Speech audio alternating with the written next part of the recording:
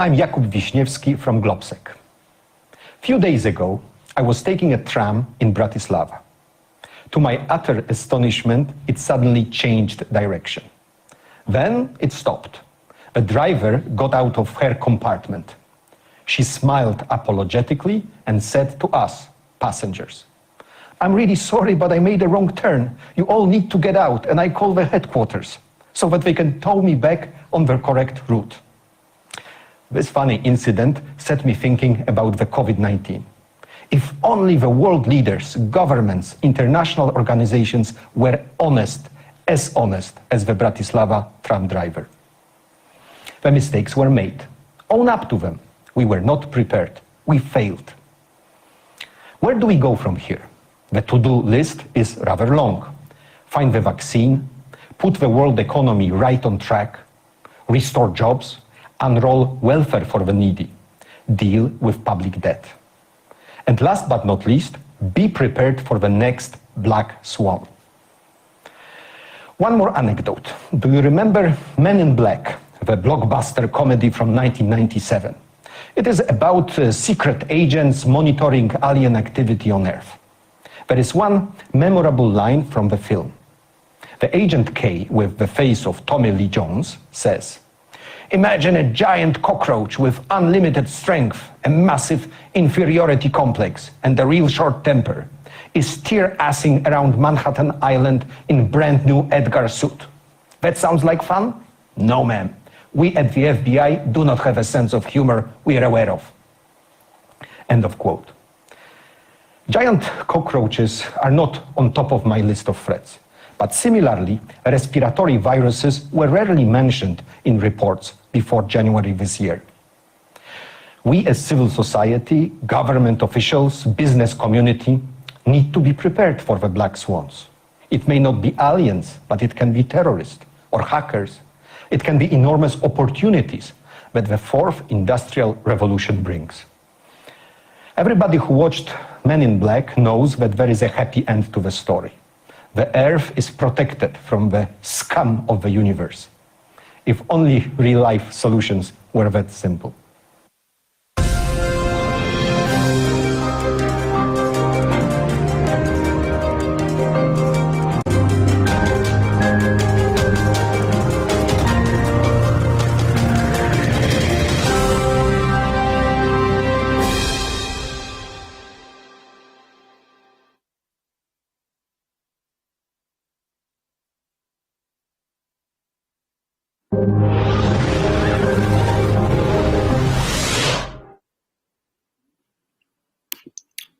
Hello everyone, and welcome to Globsec's 2020 digital stage event on China's rise and the challenge to Western liberal order. My name is Bradley Jardin, the Schwarzman Fellow of the Wilson Center's Kissinger Institute on China and the United States here in Washington, D.C. I'm a researcher with a focus on Chinese foreign policy and economic statecraft in the countries of the former Soviet Union. I'm delighted to be joined here today by the Honourable Kevin Rudd. Mr. Rudd has served as Australia's 26th Prime Minister from 2007 to 2010 and also from 2013, and as Foreign Minister from 2010 to 2012. He's also a leading international authority on China. He began his career as a China scholar, serving as an Australian diplomat in Beijing before entering Australian politics. As Prime Minister, he has led Australia's response during the global financial crisis, reviewed by the IMF at the time as the most effective stimulus strategy of all member states. As Prime Minister and Foreign Minister, Mr. Rudd was active in global and regional foreign policy leadership. He was a driving force in expanding the East Asia Summit to include both the US and Russia in 2010, and launched the long-term concept of transforming the EAS into a wider Asia-Pacific community. Mr. Rudd is also president of Asia Society and a frequent contributor to Financial Times, the New York Times, and BBC and CNN. Thank you for joining us here today, Mr. Rudd. I'll begin with our first opening remarks. Today we're here to discuss the US-China relations and the challenge of a rising China for a Western liberal order. Every day, seemingly, every week, there seems to be a new crisis in the bilateral relations. It seems to be spiraling downward and out of control. At this point, what is the end game really for the way relations are going? How do we reduce tensions? Well, I suppose there are three possible end games if you look at the underlying dynamics of the US-China relationship. One is a hot war. The second is sliding slowly and inexorably into a Cold War. Or thirdly is to find some exit ramp from A and B above. In terms of the exit ramp, however, that would require a considerable change in terms of China's current policy direction because China has become more assertive in its international policy in the last several years, particularly under Xi Jinping. And the United States, at least since 2017, has begun to react first episodically, now more systemically. And if the Democrats win the upcoming presidential race, I would think that would continue, but probably on an even more systematic basis. So the challenge for the diplomacy on both sides of this equation, both in Beijing and Washington, is to identify what possible exit ramps exist, but I cannot see that occurring unless China begins to moderate some of its current policy behaviors. With the upcoming US election, there are, of course, domestic influences upon US foreign policy at this point. With China and China's current international trajectory, what are the domestic factors behind Xi Jinping's current strategies, and what are the constraints against him changing course? Well, the question is an important one because often when we analyze the US-China relationship, we look at either through a foreign policy perspective or we look at it from the drivers from US domestic politics. But the reality is there is a third dimension here, which is Chinese domestic politics, often opaque to the rest of the world, but frankly critical for us all. So if you look specifically at Xi Jinping, yes, he is by far and above China's single most powerful leader since Mao. On top of that, he has embraced a policy posture which is infinitely more assertive than that of his three most recent predecessors. And he would like, I think, within his period in office, to bring about, for example, reunification with Taiwan, assuming he can hold on to office during the 2020s, which lie ahead of us. But politics in any country, even authoritarian states, is not without its opposition. So the nature of the opposition to Xi Jinping is, A, from a group of people who see him as having taken the domestic politics of China far too far to the left.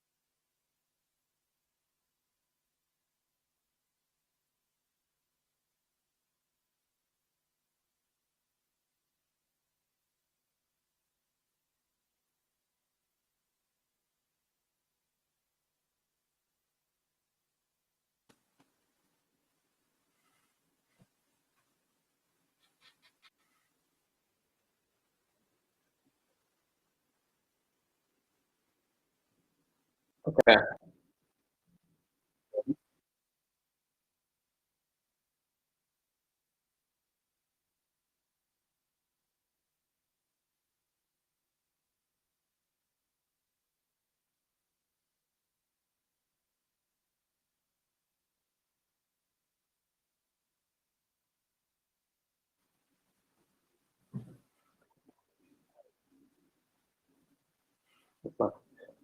So with the upcoming US election, China is, of course, watching, much like the rest of the world, very closely.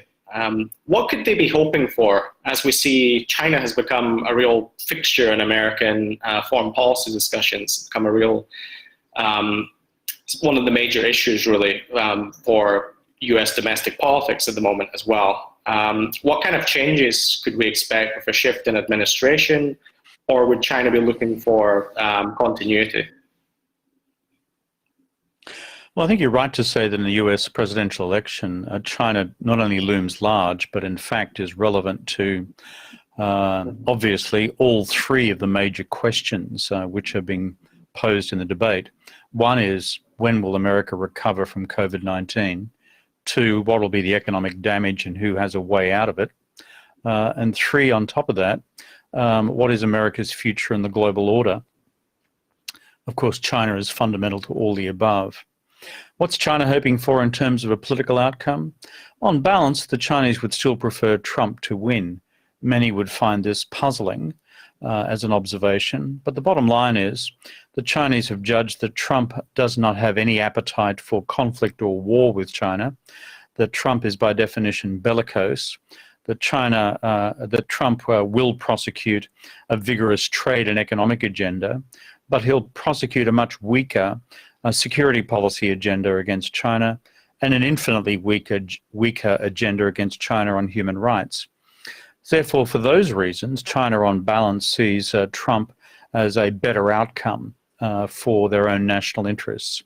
And their track record for analysing that is that they've seen Trump time and time again intervene to derail the rest of the administration's relatively hardline strategy on China. If Biden wins, I think what the Chinese are concerned about, a little bit like Hillary Clinton 4 years ago, is that instead there would be a different hardline systematic strategy against China because many of the personnel who would form part of the national security and foreign policy team for a Biden presidency would have been those who staffed it also for Hillary Clinton. I think that's therefore how Beijing would view the current reality. You mentioned a more hardline approach toward China.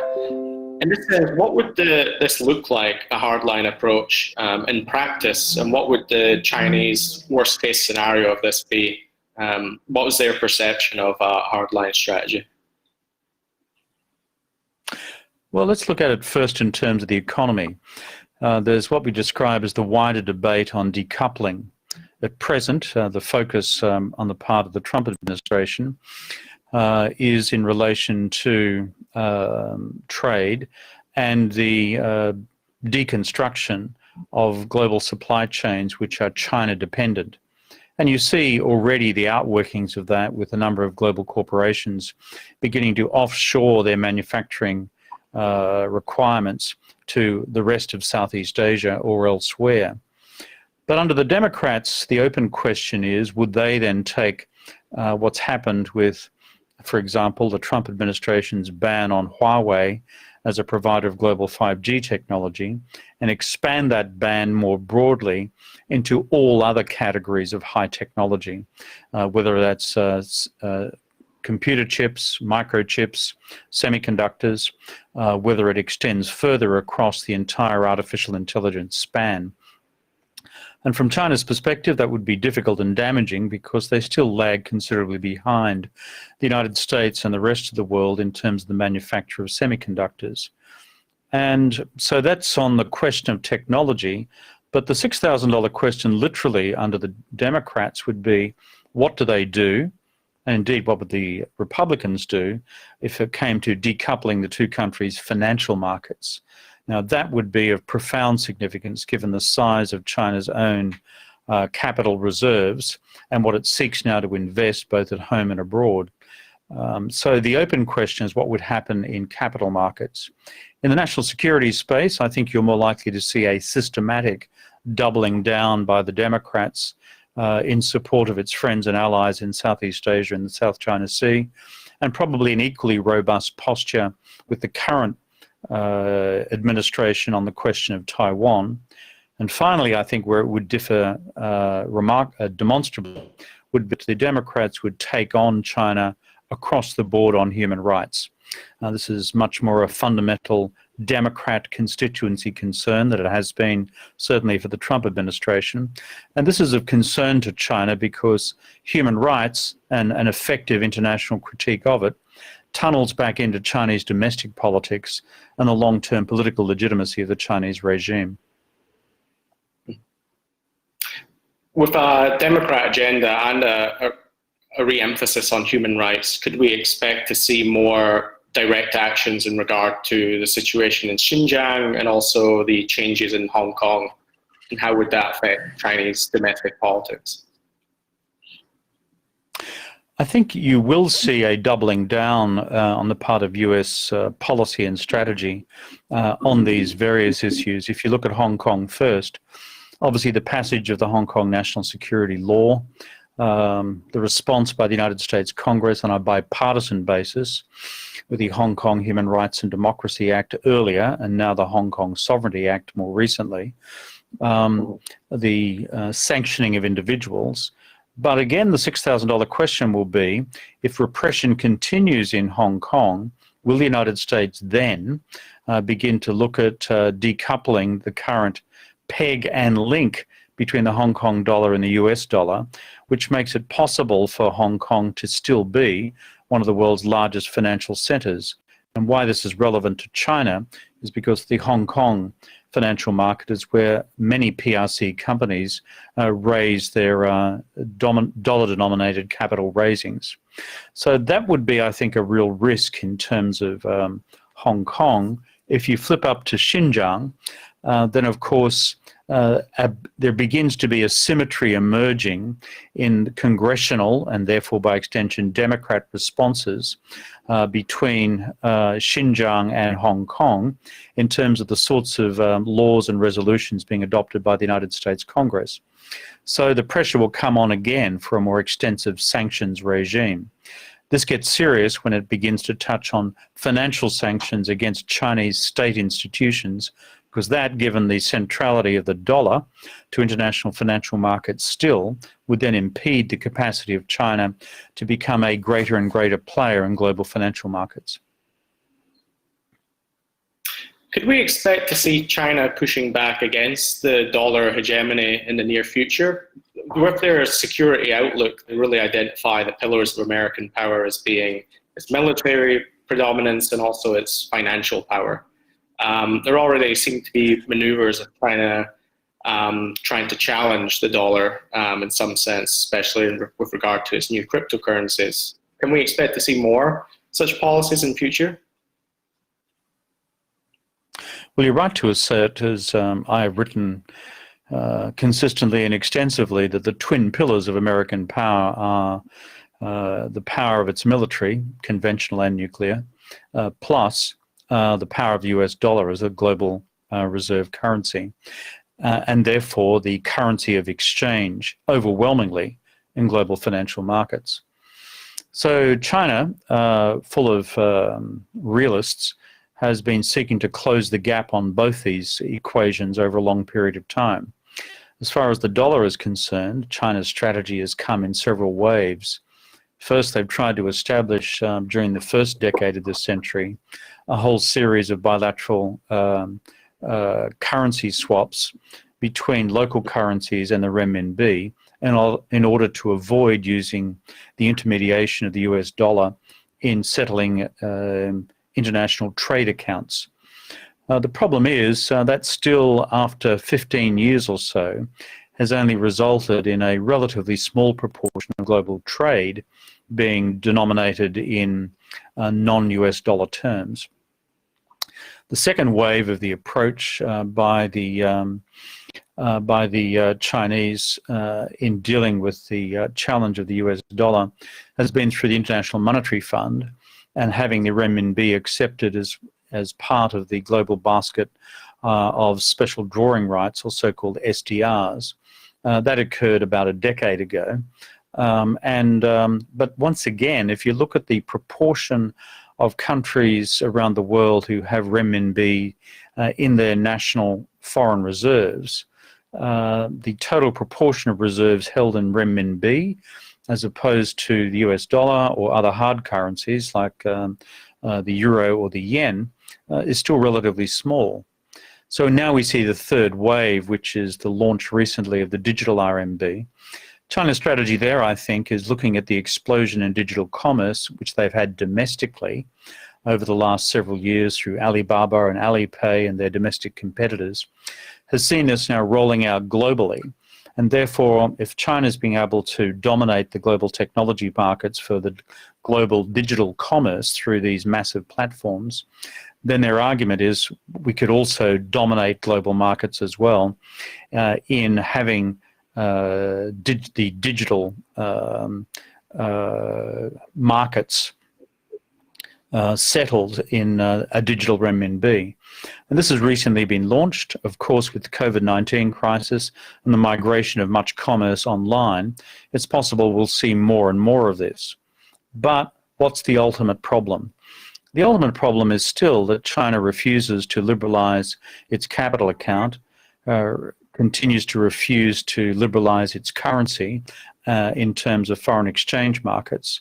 And as a result, China does not have the confidence, the international community, to become a preferred currency in terms of what would then become a central player in global financial markets.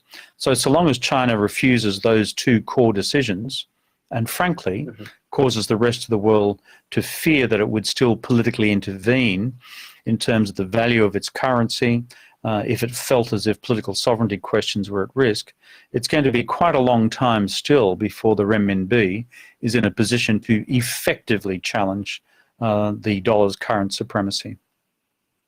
And as for global economic order, more generally speaking, with the coronavirus, a lot of debate is being had as to whether China is competing with the US in terms of presenting its model of politics as having been more efficient in dealing with the pandemic. In your writings for Foreign Affairs, you've argued that both the US and China have lost some of their global prestige. Could you speak to that a little bit more and explain why that might be and what the next steps would be for reestablishing some control over the coronavirus? Well, I think there's been an assumption and an argument by some, as is the way with many of these more superficial international debates, that when coronavirus broke out in China in January, February, that this was going to deal a mortal blow to the Chinese Communist state. In fact, as I've written elsewhere, you could almost hear the audible popping of champagne corks in various corridors in the Pentagon. That was dumb in itself because it failed to demonstrate any level of real solidarity with the Chinese people going through a terrible period of pain and suffering. But also it was grossly premature because it assumed that the Chinese would not get in control of this. And instead what emerged was a China which could effectively, through its own authoritarian systems and surveillance technologies, bring about levels of social surveillance and social isolation, which would perhaps have been impossible in Western liberal democracies. However, the takeout is this: the centralized one-party state nonetheless failed to prevent the outbreak of this thing. There were huge failures in the Chinese system in the first critical 3 to 4 weeks of the initial outbreak, which enabled it to go from a local outbreak in a part of Wuhan, in Hubei province in China, to then head out across the entire city, the rest of the province, and to other parts of China, and then to the world. And it doesn't matter how much propaganda is applied to this, the bottom line is that's where the virus came from, and the Chinese system failed to contain it in those first critical few weeks. And they should have done so based on the deep learnings from the SARS outbreak of a decade or so before. As for the United States, obviously the champagne cork ceased to be popped when the virus arrived in the US of A. And then we saw on full display the rank incompetence of the Trump administration's efforts to rein in the virus across the United States, ranging from non-scientific denialism on the part of the president through to his episodic advocacy, a bit like a 19th century quack apothecary of certain cures for the American people, to then blaming the states of the US Federation for their differing levels of response. But what's been on display around the world and used for propaganda purposes within China itself is the dysfunctionality of the American democracy in dealing with this challenge. But at the same time, other democracies, for example, in New Zealand, other democracies, for example, in Canada, other democracies in various parts of Europe have managed this reasonably well, not to mention those in Japan, and most acutely from a Chinese perspective on Taiwan. What happens in the post-COVID world, whenever that happens to be, if and when we obtain a virus, and that vaccine, I should say, against the virus, and the vaccine is properly distributed, I think we're going to see a damaged China and a damaged America. And the question for both of them is how do they rebuild domestically, but most critically rebuild their global credibility, which for different reasons has taken a huge whack as a result of COVID-19. I believe we're taking a question from Russia. Should be appearing on screen. Hello, and thank you, Prime Minister, for your very interesting thoughts. I am Mikhail Troitsky from Moscow, and my question concerns your assessment of the current extent and also the desirable extent of coordination between the United States and its allies, including Australia, of their policies and approaches vis-à-vis China. So do you believe there's enough coordination between the United States on one hand and the European Union and Australia on the other hand in their approaches to dealing with China? Should that coordination be stepped up perhaps, or you are just having enough of it? Thank you very much. Well, thank you very much for the question, and my greetings to all of our friends in Mokpa. I've been there quite a number of times. And also looking at the question of Russia-China relations as well, which I find inherently fascinating. I think what has happened is the United States over quite a long period of time has sought to coordinate a general policy on China with its allies, both in Europe and in Asia. But for various reasons, various of the allies have been unwilling to be drawn into a more generalized US-China strategic confrontation. Not just economic reasons for not wishing to be so involved, but a range of foreign policy factors as well. However, what has changed, I think, in the last year or so has been almost an automatic reaction against China by a number of European and Asian democracies in particular, as China has become progressively more assertive. And certainly we saw some signs of that in 2019, but in 2020, particularly in the COVID world, we've seen an eruption of tensions between China and a range of other countries semi-simultaneously. Certainly with the Canadians, certainly with the Australians, certainly with the Japanese, and certainly in Europe with the British and with others. And the net consequence of all this has been that whereas before there may have been some reluctance on the part of America's democratic allies to begin to coordinate policy and strategy in relation to China, China itself, by virtue of the dynamics of its new assertiveness, reinforced by what they describe as its wolf warrior diplomacy, using the Chinese term 战狼外交, has in fact created its own reaction. And as a result, we now see almost spontaneously a greater interest on the part of allies to have a common script in relation to China. I've observed this myself in the last 6 to 12 months, the last months in particular. Now, where it goes to in the future is an open question. I think it hangs on two obvious variables.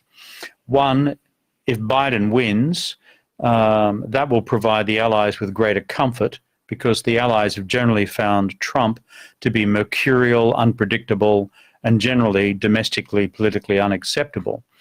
A Biden presidency would be more welcome, and therefore a Biden ask for greater strategic coordination on China is likely to be well received. But Secondly, the other variable is what does the Chinese themselves do? Will they adjust their wolf warrior diplomacy or not? Certainly the Chinese in the last 2 to 3 weeks, with important speeches by the Foreign Minister Wang Yi, by the Politburo member and former State Councillor Yang Jiechi, as well as other statements in the Chinese official media, indicate a certain, as it were, de-escalation of its wolf warrior diplomacy, at least by several notches.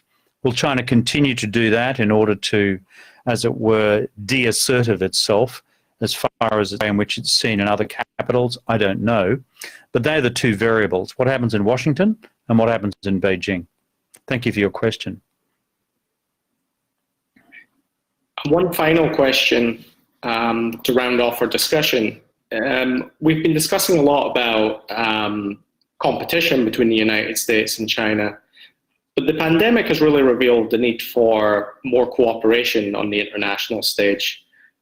Which other areas do you think that China and the United States could cooperate, and how could we bridge relations between the two through cooperation? Well, in the future, in terms of the overall dynamics of the US-China relationship, in my argument, it would fall within a number of categories. There are going to be those areas of direct confrontation, where red lines will be drawn and red lines sought to be enforced. And those difficult and potentially dangerous areas will continue. And I think we know what that list is. But there'll be also other areas of what I describe as strategic competition, where the two systems will be not just competing against each other ideologically, but competing in foreign policy terms and economic terms, etc. But all against the overall matrix of a competition of power. But then you come to the third category, which you've just referred to, which is where it's still in both countries' interests and their national interests to find areas of collaboration. For example, in the old Cold War between the US and the Soviet Union, Soviets and the Americans found common cause in various significant arms control agreements, even in areas of global public health. At the time, with polio outbreaks, etc., there was collaboration. So for the future, where would I see that lying? Certainly under a Democrat administration. One, a more effective approach to pandemic management between China and the United States. And rather than playing the blame game, I think there'd be a predisposition to get on with it, find the vaccine, declare it a global public good, and get it out there as quickly as possible. I think secondly, climate change collaboration will be critical. These are the world's two largest emitters of greenhouse gases, and the impact of extreme weather events. Look at the floods and almost unprecedented floods in Western China. Look what's happened to Chongqing.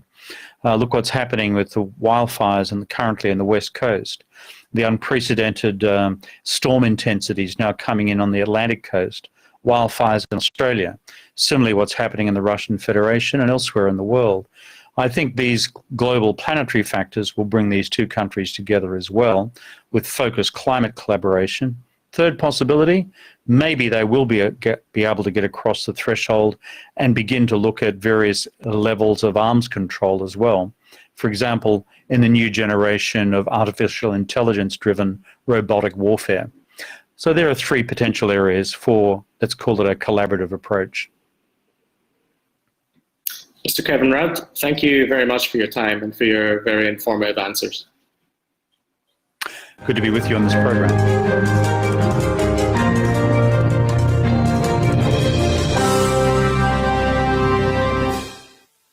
Even prior to the coronavirus pandemic, the US-China tensions have spilled over into global trade and heightened political confrontations. In addition to President Trump's trade war, the US has repeatedly condemned Chinese track record on human rights and upped its military presence in the South Pacific. The relationship is at a low point, probably the lowest since the US formally recognized China in the 1970s. The big question is whether or not we will see a further deterioration or there is a chance to salvage this relationship. As the world's largest economies and two military superpowers, this question has ramifications beyond their diplomatic posturing. The EU is often caught in the middle. And that's due, on one hand, to a lack of coherent foreign policy when it comes to Beijing. EU considers China both a partner, a competitor, or strategic rival, pointing at Beijing's treatment or unfair treatment when it comes to European multinational corporations and lack of access on one hand, and their anti-democratic governance structures on the other, but in the same time struggles to find the perfect middle ground to cooperate with China. The EU has reached across the pond to try to find ways to work with the United States when it comes to the relationship with Beijing, but the low tide in the transatlantic relationship might have a say. The big question moving forward is how we will be able to ensure that we are not moving towards an escalation of this conflict into something that will have global consequences, and how we will be able, as transatlantic partners, to work with China without sacrificing our liberal values.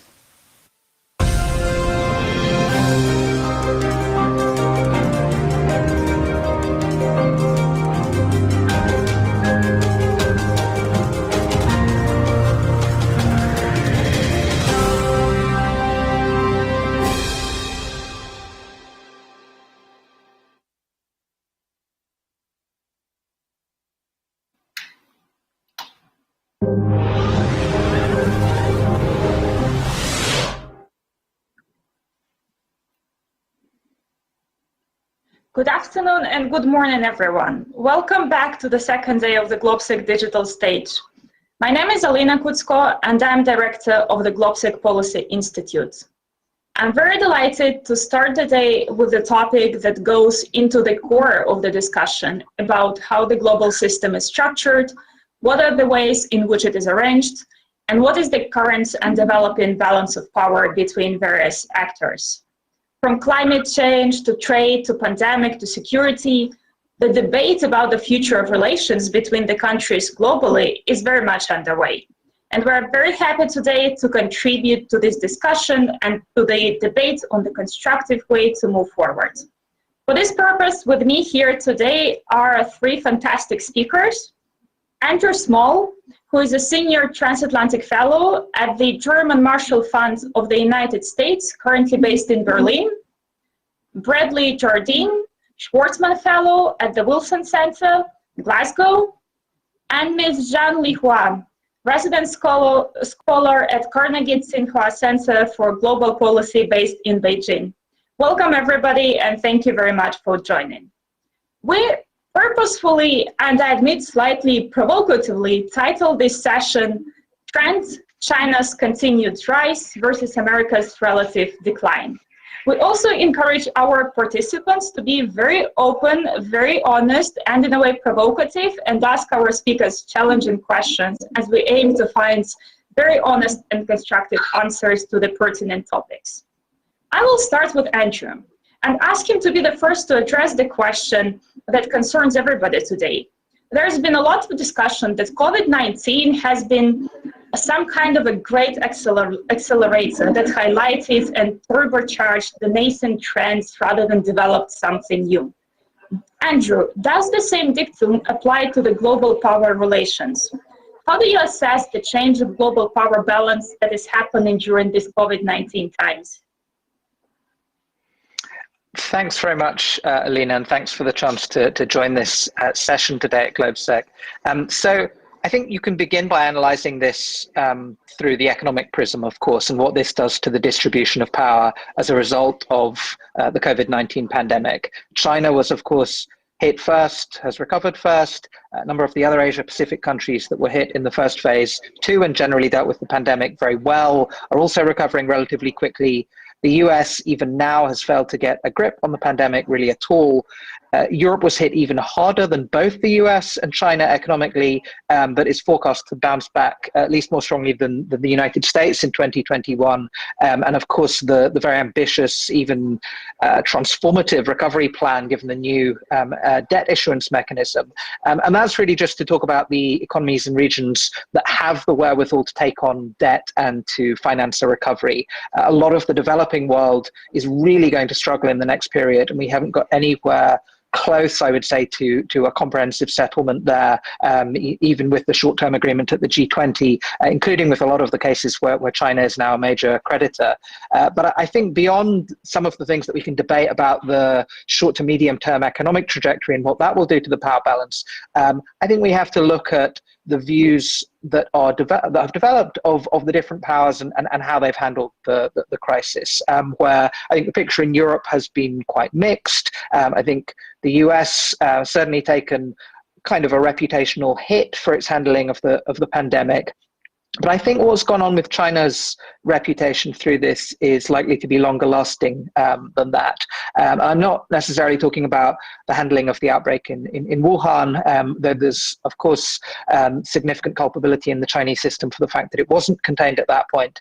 But I think the legacy that we're likely to see of this kind of turbocharged assertiveness that has played out through the pandemic, just to kind of run through a few of the most obvious cases: the economic coercion of Australia that we're seeing even now, the military incidents with Vietnam, Japan, and Taiwan, the worst border altercation that we've seen with India really in decades, all of the wolf warrior diplomacy in Europe, in Brazil, in other cases, what's played out with the Hong Kong national security law, the treatment of African nationals in Guangzhou, and that's just to do a kind of very short list of some of what's played out just in the last few months alone.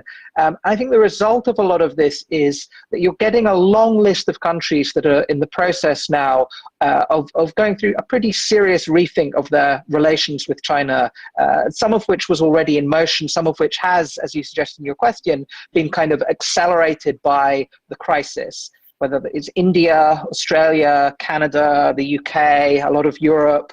And that adds, of course, to the places where we'd already seen a big rethink taking place in recent years, the United States, Japan, and so on. And what we're seeing in most places is more of an emphasis on competition and in some cases rivalry. And I think kind of a paring back of some of the areas of cooperation that were envisaged, and to some extent a more ideological quality being taken on, as was sort of suggested a little bit in the introduction to this panel. And this is really happening simultaneously across a whole range of different countries and regions. And the big risk that China faces in all of this is, even with its continued economic success, the potential for a kind of countervailing coalition to rise as a result. And still, even with the troubles that the United States has faced in the last period of time, the biggest asset that the US still has, if it can take advantage of it, which it has not been able to really in the last few years, is that its network of partners and allies still completely dwarfs in economic, technological, and military power anything that China is able to stitch together, and still really has tremendous leverage to set rules, to exert pressure, and to construct new structures of interaction with the various parties among its partners and allies, with each other in, for instance, technology and data, that effectively cut China out of some of these important areas. And I'd say particularly if you have a change in administration on the US side, you're likely to see a lot more of this kind of coalition building vis-a-vis China. And that will in part be a legacy of how China has handled the crisis, both in its immediate manifestation in China, but as much how China has behaved in its economic, diplomatic, military assertiveness throughout the crisis. Thank you so much, Andrew, for unpacking a whole bunch of issues that I'm sure we'll touch upon later. And I want to proceed, connect what you're saying also to Bradley, and Bradley, your discussion with the Honorary Kevin Rudd.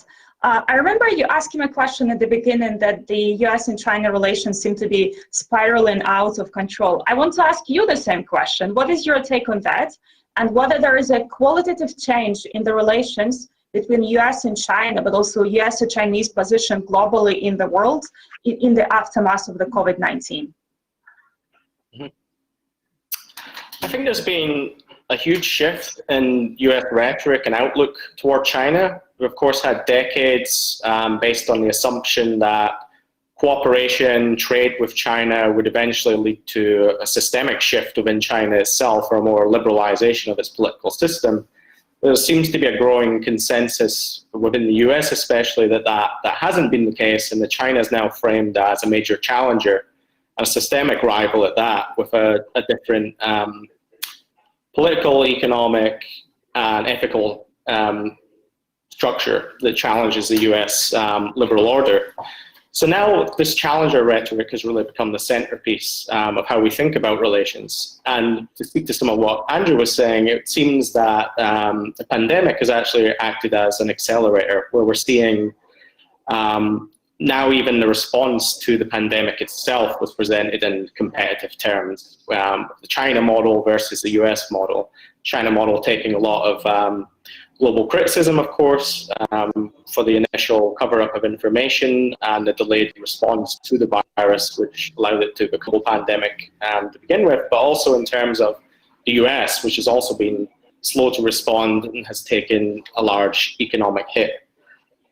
China has been placed in a very difficult position and will continue to be for the near future, both in terms of dealing with criticism, labeled out with regard to its handling of the crisis, but also with the Belt and Road project, which has been the major flagship Chinese initiative on the global stage. Now we're going to see a lot more, as economies around the world are facing a lot of strain, they're going to struggle to pay back these Chinese loans, which is only going to enhance the criticism of China and Chinese foreign policy that's been labeled for years now, which is this idea that China's launching debt trap diplomacy, this idea that China will indebt countries and then seize strategic assets from them, whether it be ports or gold mines in the case of Central Asian countries such as Kyrgyzstan. This places China in a difficult spot where it will need to collect its debts back in order not to, for its projects to suffer too much economically. But at the same time, it would be a PR issue for China to be bridging relations with these countries and then to claim such assets. So this is going to be difficult as navigating the Belt and Road in the long run. We'll probably see a shift in China's strategy of a more focused Belt and Road project, where there's going to be a lot more scrutiny over investments, a lot of efforts to try and avoid these so-called white elephant projects that seem to have no economic value. So in some ways, I think the Belt and Road, as being the major flagship aspect of competition between the US and China globally, we could see China retrenching almost, focusing on core areas and having a more rational allocation of resources with regard to that. Thank you so much, Bradley. And I would like to ask now Ms. Zhang Lihua to respond to the previous speakers. We can definitely sense that there is a much more awareness and even concern in the West about the rise of China. How does it seem from Beijing? And how do you see the change in the power dynamics in the global system now? Okay. Thank you very much for your inviting me and your thoughtful arrangement for this event. I want to talk about how has COVID-19 impacted the distribution of power globally. Some people think that the coronavirus has affected the global distribution of power. China is getting stronger, and in comparison, the United States is in decline. The world is forming a bipolar system between the US and China. I disagree with this view. I don't think that COVID-19 will fundamentally change the global distribution of power. The US is still the only superpower in the world, and the EU, Russia, China are other major powers. Although China is rising, China has no intention to challenge the status of US and no intention of challenging US positive position in world of competing with the US for global hegemony. Since the COVID-19 pandemic,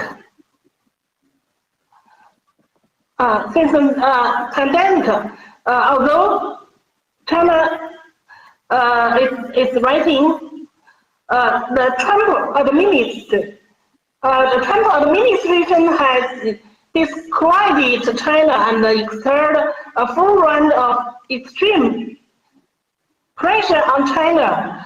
China is only carrying out passive self-defense measures. China has been talked to the US for continued cooperation and mutual benefit. China pursues the principle of harmony with difference. This means that even though I cooperation with you, I have my own opinion and I don't follow you in everything. If I think you did it right, I agree. And if you do it wrong, I still put forward a different opinion. Therefore, China will not stand on the opposite side of the US.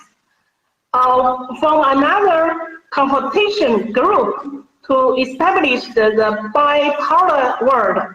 Therefore, there will be no fundamental change in the current international structure of one superpower and multiple major power. This is my idea. Thank you. Thank you so much for explaining some issues that we've been struggling with. And I would like to start with a second question and go back to Andrew. Andrew, you mentioned a lot the value of the partnership and coalition building in these times. And I'm wondering how the relations between the United States, Europe, and China could look like. Because we know that even relations between the EU and US have not been the most stable. Definitely they're good, but there are certain frictions. And there are definitely different levels of relations between the EU and China and the US and China. Could you untangle that a little bit and maybe also mention which areas could be the areas of strategic partnerships and in which areas specifically still the three centers of the relations are still seeing each other as competitors? Sure. Well, maybe starting with the US dimension, and again, we're a few months out from an election, so we know in principle the trajectory that things are headed on under the Trump administration that we might expect to continue. I think on the US-China front, we'd probably see things stabilize a bit if there's a change in administration in a few areas, less arbitrary use of tariffs, language would be less confrontational, and there'd be some attempts to resume cooperation in at least a couple of areas, such as climate, if you had a Biden administration.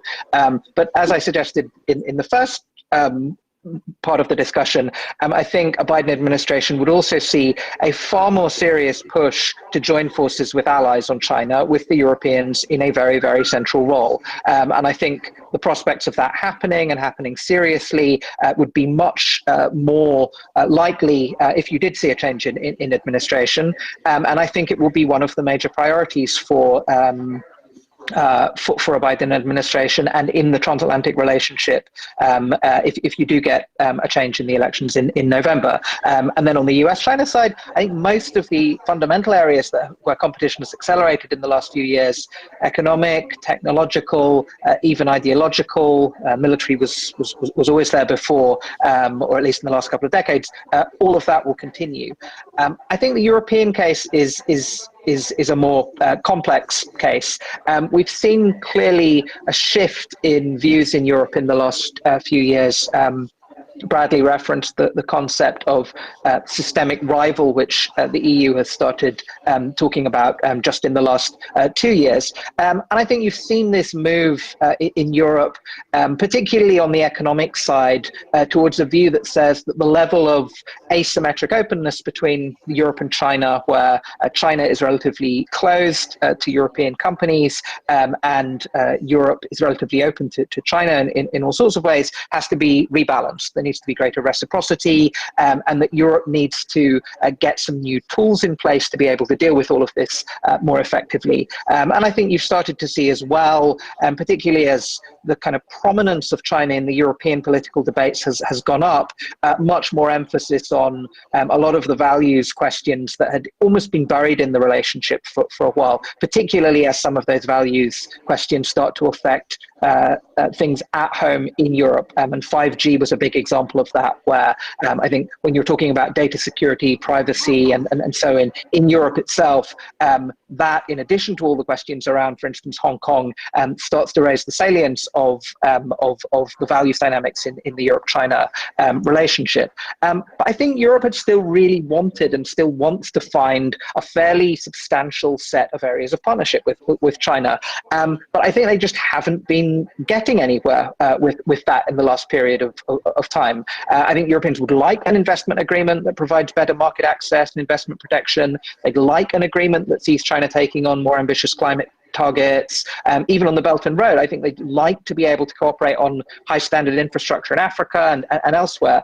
But these can't just be kind of theoretical areas where it would be good if the two sides were able to work together. I think the sense on the European side, even for the biggest advocates of the partnership, is that they've been trying again and again and really getting nowhere on this. And so I think even on some of the areas of potential cooperation, I wouldn't be surprised if they didn't take on a more kind of competitive quality as well. So, for instance, climate cooperation, yes, I think that will continue to be a priority, but with a carbon border adjustment mechanism or other sorts of steps. Trade cooperation, yes, but with stronger tools to go after Chinese subsidies, enforce reciprocity.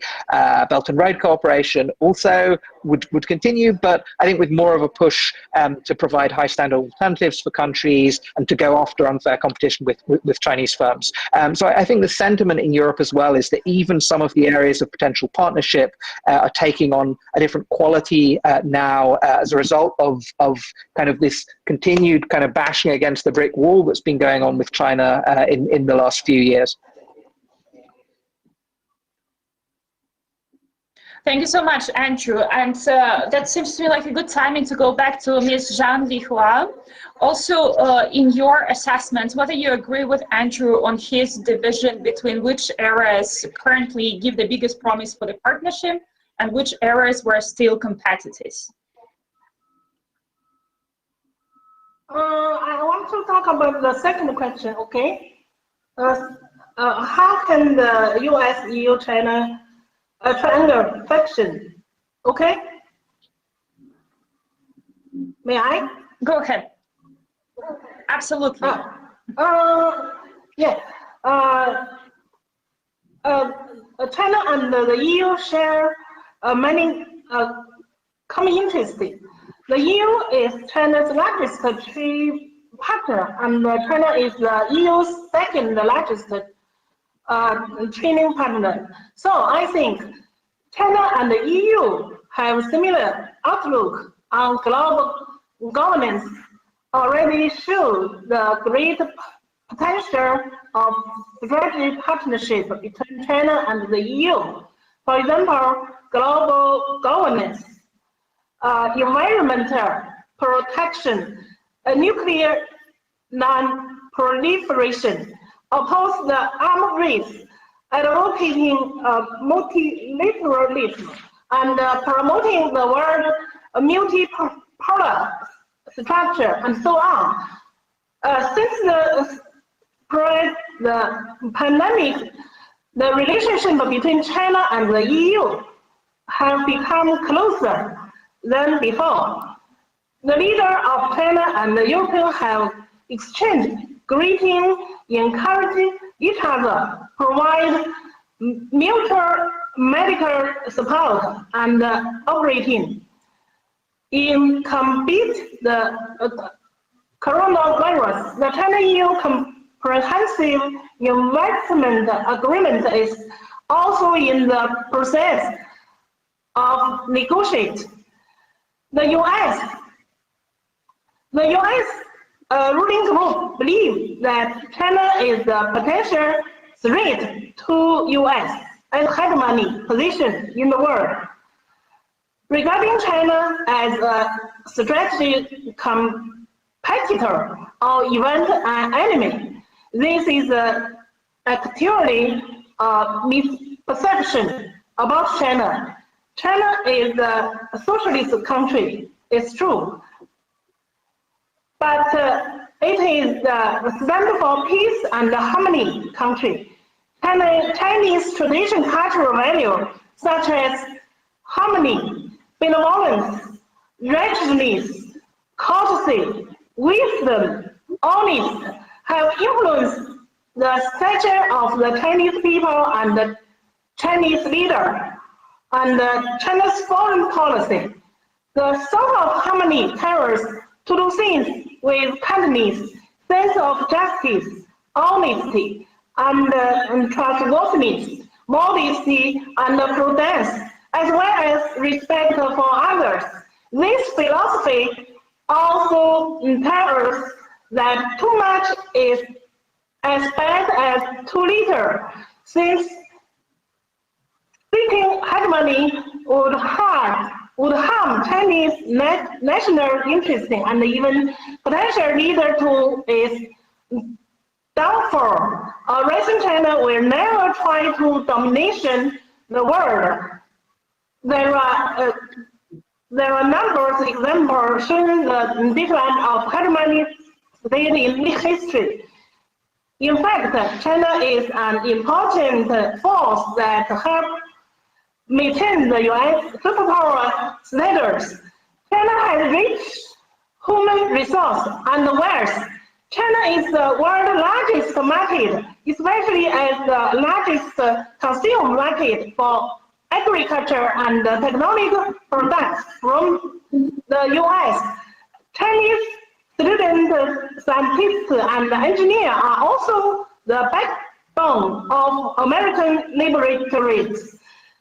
Additionally, Americans have benefited from the Sino-US trade by enjoying quality and inexpensive commodities from China.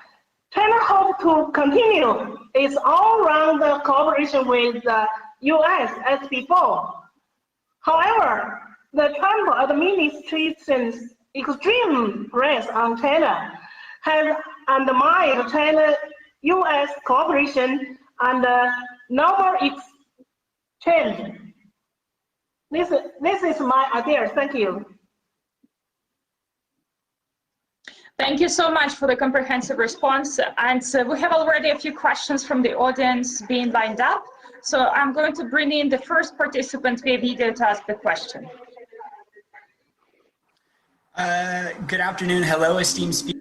Roger Hilton, the Defense and Security Fellow at GlobeSec, and greetings from Vienna. Building on what Andrew Small mentioned earlier about allies, Wang Yi, China's foreign minister, begins his tour of Europe, apparently on a platform of jumpstarting the global economy and working on multilateralism. Minister Yi will visit Italy, the Netherlands, Norway, France, and Germany, all countries that Secretary of State Mike Pompeo didn't visit on his last European mission. So specifically to Andrew, what can China's top diplomat realistically expect with these meetings, given the reshuffling of both the internal political dynamics in these capitals, as well as the lingering burn of the pandemic? From my mind, things like his ability to offset America's full court press on 5G, obfuscating the organization of an independent commission, or even potentially avoiding the hostile takeover of TikTok on European soil comes to mind. Thank you very much. Thank you very much, Roger. I actually will ask Bradley to answer the question first and then go to Andrew. Sure, thank you for that question.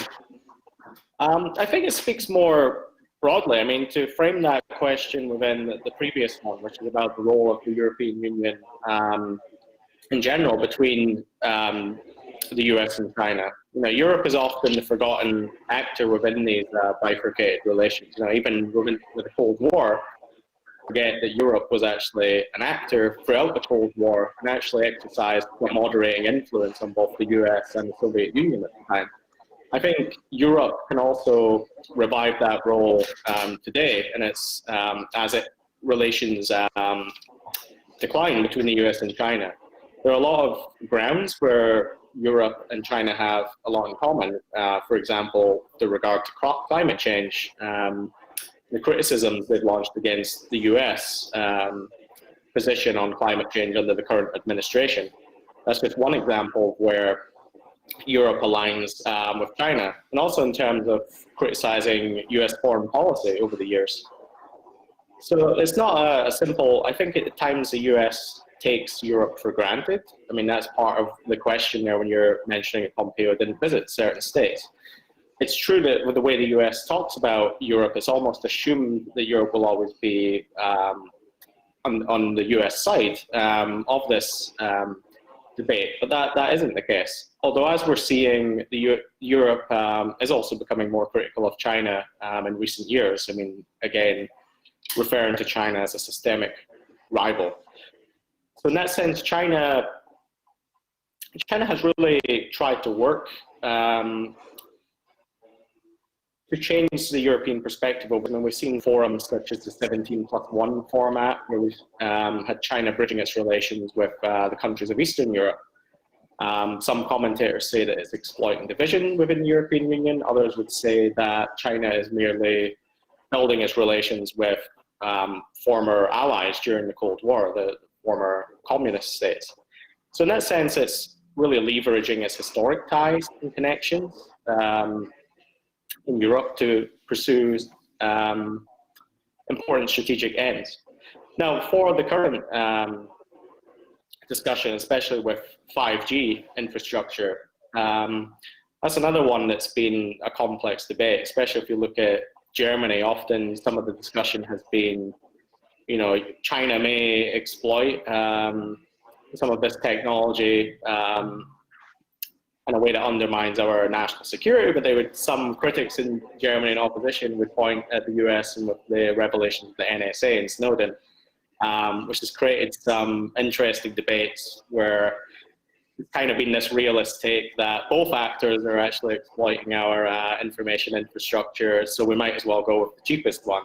Or that's at least what some opposition politicians have been pointing out. But that's a good example of where US policy has actually been short-termist and actually undermined some of its long-term credibility. So there needs to be more of an adjustment on the US part to, you know, upholding these principles if it's to be an effective competitor against China for Europeans. But largely, even staunch allies of China, such as the United Kingdom, have come out in recent years being more critical of China. So there's definitely a shift, and it will really depend on, you know, the incoming US administration, whether it will seek to reconnect with Europe and its European allies, or whether it will continue its what seems to be more of an independent course for US foreign policy. Thank you so much, Bradley. And the same question goes to Andrew, especially with a focus on the visit to Europe. Yeah, sure. Thanks for the question. So I think Wang Yi's visit is part damage limitation exercise and partly preparation for the fact that Xi Jinping will be speaking to the European Union leadership and Chancellor Merkel in the middle of September. It's damage limitation because I think there has been some surprise on the Chinese side how badly things have been going with Europe in recent months. I think the way the EU-China summit played out in June was a little bit of a shock. The very kind of blunt language used, particularly by European Commission President Ursula von der Leyen, and the fact that essentially all the things that might have been agreed on a kind of future cooperation agreement to 2025 were pulled completely by the European side because there'd been so little progress on any of the other major priorities, in particular on the investment talks. What Wang Yi essentially has to determine in the next period of time is whether China is really going to have to, and whether it's capable of moving on a couple of these big issues, because the German presidency is going to be this hinge moment for the Sino-European relationship. There is a real continued interest in salvaging important parts of the cooperative agenda. But the political tide in Germany has turned as well. It's turned on 5G as well, as it has in most of Europe. The only reason Germany is still holding out versus some of the other countries now is because the government won't put a bill in parliament because it doesn't have political support to give Huawei the role in its 5G networks that it would like. And there's been a huge turnaround on that, which is again accelerated during the COVID-19 crisis. The question is going to be, particularly after Angela Merkel departs, this will be essentially her last year. People are already preparing for the aftermath, and the mood from most political parties, even in her own party, is for a very different balance of approach. Now, if in this little period of a few months, the Chinese side is able to make movements on the investment agreement and on climate, then it may still be possible to lock in certain forms of partnership with Europe going beyond the 2020 period. But there's a real risk that if that doesn't happen, and if the damage limitation exercise is unsuccessful, and there's still a view on the Chinese side that says that there doesn't have to be serious give in these areas, then we will get to November, January, December period of time in which you are, if there is a change of administration, going to have this very big renewed push on the transatlantic front for closer coordination on China, and there'll be a very different level of appetite in Europe to be responsive to that. Yes, Secretary Pompeo has not necessarily been able to make as much progress in the short term, but you've even seen from the EU side the willingness to launch this new US-EU dialogue on China to find closer ways to cooperate. And I think that sort of effort would accelerate considerably at the end of the year and beyond. So I think it's a very delicate juncture, and it will be interesting to see whether Wang Yi actually takes back some of the messages and whether we get real progress on the Sino-European front in this call in mid-September, because otherwise I think there's a real risk that the Sino-European relationship heads into very, very different territory by the end of this year. Right. Thank you so much also for outlining the time framework and the expectation that we have with, connected to the changes of political leadership in so many countries in Europe and also in the US. We have time for one more question, and I want to go back to the discussion about the Chinese Belt and Road, but also the competition for influence, not necessarily domestically within the European Union or the US, but also in other countries, be it in the neighborhood of the European Union or elsewhere. And I will go first to Zhang Lihua. There's a lot of discussions in the West that Chinese Belt and Road Initiative is questioning the Western liberal order. Do you agree with this statement? Yeah, the China's Belt and Road Initiative is purely an initiative for economic cooperation. It aims to open up transportation routes between China and its neighbor, and as well as the country along the Belt Road, so that China and other countries can develop together and get rich together. There is an old saying in China: I'm good, you are good, everyone is good, so that the world can be good. China's development is closely linked to the development of other countries, and a rising China can also lead other countries to prosperity. The BRI is not intention to, and will not challenge the existing liberal economic order, not to compete for the dominations of the global value chain. China just want to achieve collectively mutual benefit, win-win cooperation, and common prosperity between China and other countries. The Belt and Road project are largely compatible with the existing liberal economic order. Chinese companies that are investing in construction projects strictly obey by the rule of market and the law of the host country. Chinese cooperation and funding and undertaking projects in EU country also comply with the EU law. Since its economic reform in 1978, China has learned a lot from US and West countries. Freedom, democracy, and the rule of law have been incorporated into China's core socialist value.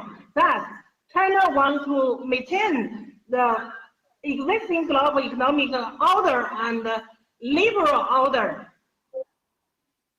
Regarding the challenge, due to the extreme high debt ratio of the US and the decline of US dollar, the BRI may adopt a variety of other currencies, such as euro, renminbi, digital currency, or even better, which could challenge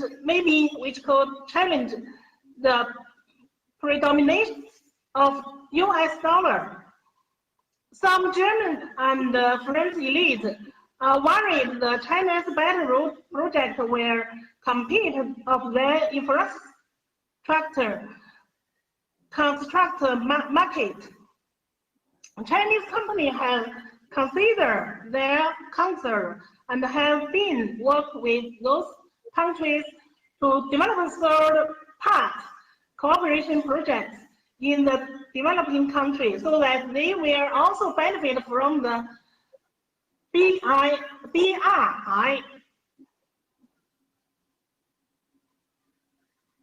About the, just now, somebody talked about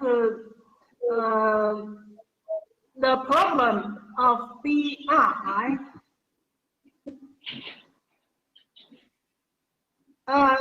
Somebody said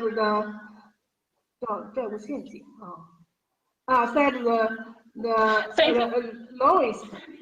So thank you so much. Yeah. Perfect. Thank you so much for your take on that. And I will ask Bradley and Andrew in about 70 seconds each. How do we respond to the Chinese Belt and Road Initiative? And also there are questions from the audience connected to that. Legitimately, it would be expected that there's a economic support or loans offered from the European side, especially to the neighborhood countries, to counteract the Belt and Road Initiative. How do you see the impacts of Belt and Road Initiative, and what should be the European and US responses to it? Bradley, would you like to go first? You have 60 seconds. Okay, thank you. So first, the Belt and Road is not necessarily a challenge to the liberal order. Actually, often the Belt and Road is successful, especially because of the fact that there actually often aren't presented alternatives for a lot of countries. There's a lot of room still for cooperation with China, especially because much of this infrastructure is needed worldwide. It would lead to global growth. The problem with it is more the implementation, the governance of it, in the sense that it's a very state-intensive program. The deals are often very opaque, and often we always view China as the only actor with regard to the Belt and Road. But Chinese money is often co-opted by countries themselves, which are quite savvy actors in their own right. I mean, we see this especially in Central Asia, where sometimes the regimes in the regions, such as in Tajikistan, co-opt a project such as road construction, insert road tolls, and the finances from them go off into offshore accounts, which funnels money into the elite's bank accounts. So there are often these problems with the Belt and Road that the lack of transparency actually undermines China's interest in itself, which is promoting its stability on its bordering regions. So that's another thing with the Belt and Road, is that there are different logics depending on which geographic region you're focusing in. But typically with Pakistan, South Asia, and Central Asia, you have Chinese domestic interests to take into account, which would be stability in its western provinces. So for this sense, China actually has a lot of incentives to adjust its policies because they haven't actually been serving its interests, and they may actually be undermining stability in neighboring countries in a way that could undermine China's own interests in the long run. Thank you so much, Bradley. And Andrew, you have the final 60 seconds for your take on that. Okay, thanks. So, I mean, there's nothing inherently challenging to the liberal order about the Belt and Road, if it's building a road or a dam or something. There clearly are problems if China is building the digital and surveillance infrastructure for countries and then using it to help governments track down opposition leaders or exfiltrate data or facilitate great firewall type measures and things like that. And as Bradley suggested, there are problems if China helps corrupt leaders push ahead with projects of dubious value and loads the countries down with debt. So, I mean, there are challenges.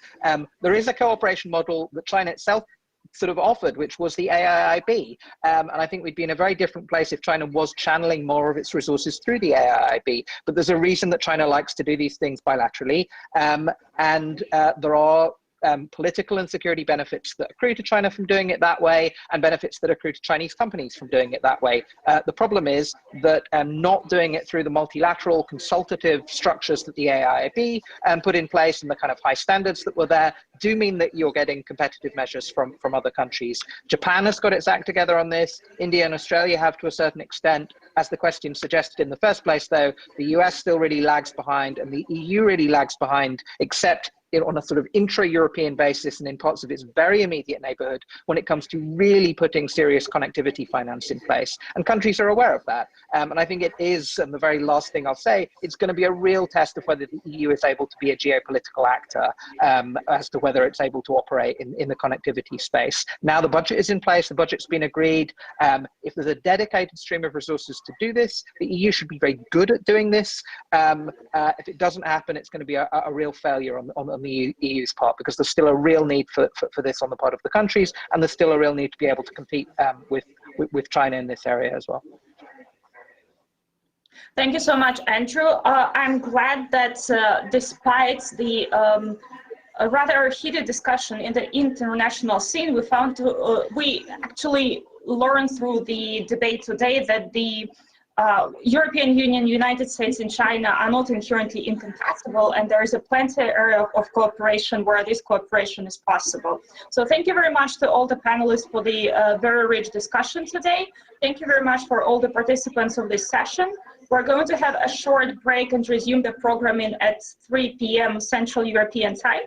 And I have a small announcement concerning our scheduling on Friday. We have another speaker confirmed for the session that will start at 6:40 p.m. Central European Time. And we're very delighted to welcome Svetlana Tikhanovskaya, who is the opposition leader and the former presidential candidate in the Belarusian elections 2020, who will be having a conversation under the guidance of Terry Martin, the moderator from Deutsche Welle. We're looking forward to seeing you soon with us again. Thank you very much.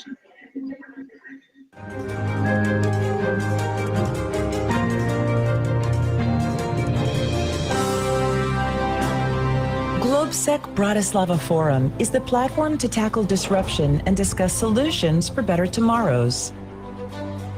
The basic theme of disruption is crucial because, to me, the issue is not whether it's climate change or whether it's the Chinese or the Russians or whatever. It's actually the concatenation, the mix of them all. And that's what I think is so valuable about this, because it is a generalized conference. It allows us to see how